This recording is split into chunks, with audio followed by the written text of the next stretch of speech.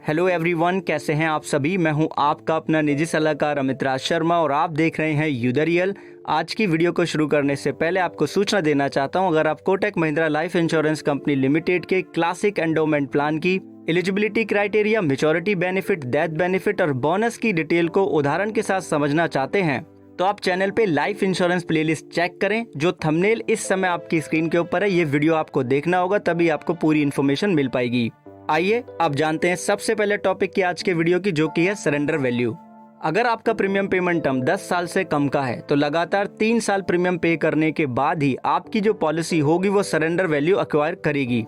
मतलब कि 3 साल प्रीमियम पे करने के बाद ही पॉलिसी को सरेंडर किया जा सकेगा। अगर प्रीमियम पेमेंट टर्म 10 साल का या उससे ज्यादा है तो कम से कम 2 साल प्रीमियम पे करने के बाद ही पॉलिसी सरेंडर वैल्यू एक्वायर करेगी। यानी कि 2 साल प्रीमियम पे करने के बाद ही आप पॉलिसी को सरेंडर कर पाएंगे। और जो सरेंडर वैल्यू की कैलकुलेशन की जाएगी वो गारंटेड सरेंडर वैल्यू फैक्टर 1 का गुणा किया जाएगा टोटल पेड प्रीमियम में, फिर उसको जोड़ दिया जाएगा गारंटेड सरेंडर वैल्यू फैक्टर 2 का गुणा करके अक्योर्ड बोनसेस में।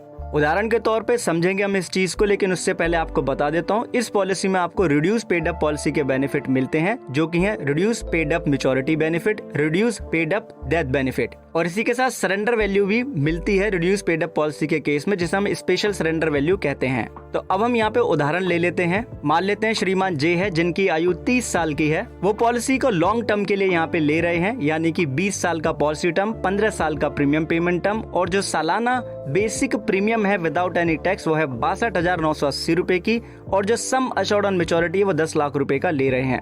अब सरेंडर वैल्यू के बारे में जानना तो हम अज्यूम कर रहे हैं कि श्रीमान जे जो है 10 साल कंप्लीट होने पे पॉलिसी को यहाँ पे कर रहे हैं सरेंडर। ठीक है जी। तो ऐसे में हम अक्वायर्ड बोनस भी जानेंगे।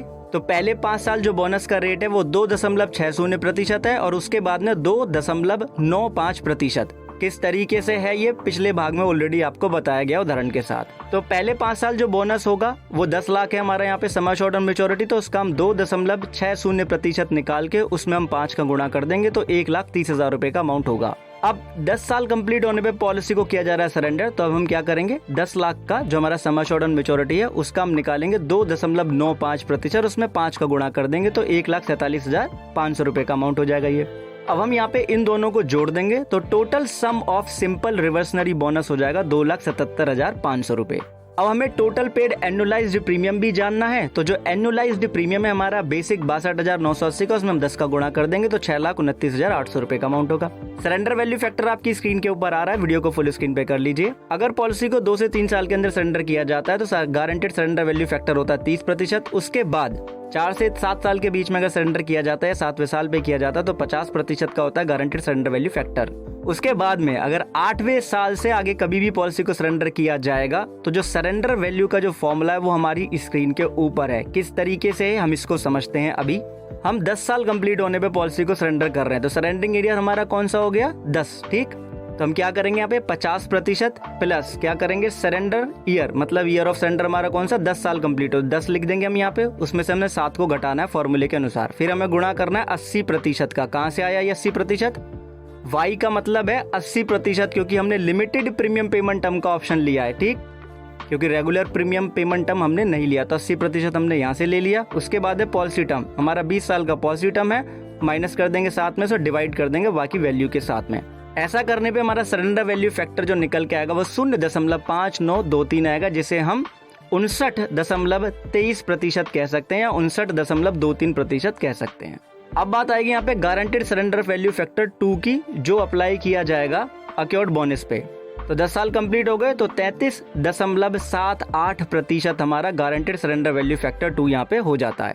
अब हम इसको फॉर्मूले में यहाँ पे पुट कर देंगे तो श्रीमान जे को जो 10 साल कंप्लीट होने पे जो सरेंडर वैल्यू मिल जाएगी वो होगी 59.23%, 6,29,800 का, और 33.78%, 2,77,500 का। दोनों को जोड़ देंगे यहाँ पे तो 4,66,770 रुपए का अमाउंट यहाँ पे हो जाएगा।